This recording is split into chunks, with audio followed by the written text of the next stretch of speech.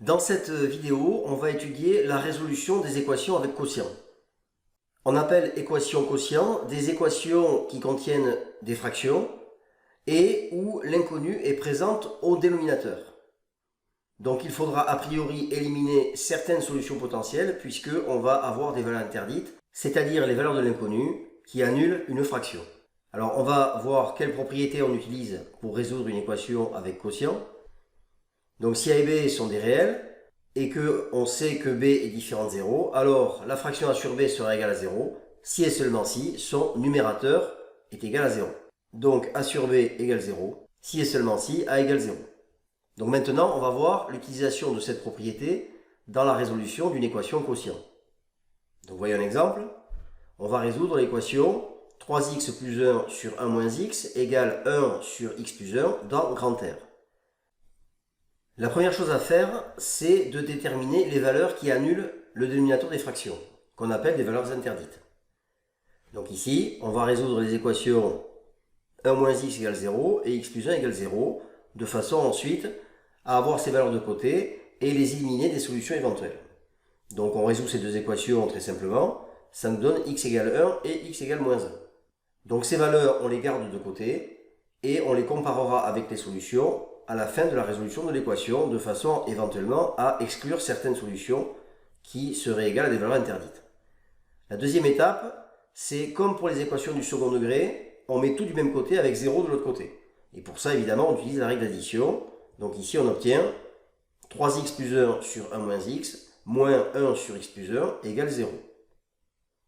Maintenant, pour utiliser la propriété 3, il faut se ramener à une seule fraction. Donc pour ça, on va mettre les deux fractions au même dénominateur. C'est-à-dire qu'on va multiplier la première par x plus 1 et on va multiplier la deuxième par 1 moins x de façon à avoir les mêmes dénominateurs. Et ensuite, on va écrire les deux fractions en une seule. On obtient 3x plus 1 facteur de x plus 1 sur 1 moins x facteur de x plus 1 moins 1 facteur de 1 moins x sur x plus 1 facteur de 1 moins x égale 0. Donc ici, on a bien multiplié la première fraction par x plus 1 au numérateur et au dénominateur, et on a multiplié la deuxième fraction par 1 moins x au numérateur et au dénominateur. Maintenant, on peut tout regrouper sur une même fraction, donc on obtient 3x plus 1 facteur de x plus 1 moins 1 facteur de 1 moins x sur x plus 1 facteur de 1 moins x égale 0, et on va pouvoir donc appliquer la propriété 3, c'est-à-dire qu'une fraction est nulle si son numérateur est nul, puisque on sait que le dénominateur est différent de 0. Donc maintenant, il nous reste à chercher les racines du numérateur qui est ici. Donc pour ça, la technique, c'est celle de la résolution d'une équation du second degré, c'est-à-dire on va factoriser le numérateur et ensuite on va utiliser la propriété du produit nul. Ici, l'identité remarquable qui peut éventuellement fonctionner, c'est celle du facteur commun, c'est-à-dire AB plus AC égale A facteur de B plus C, plus ou moins évidemment. Mais le problème, c'est qu'ici, on n'a pas de facteur commun, puisque x plus 1 et x moins 1 sont des facteurs différents. Donc dans ce cas-là, et uniquement dans ce cas, lorsqu'on a tout essayé et que rien ne marche, eh bien, on développe en espérant obtenir une simplification.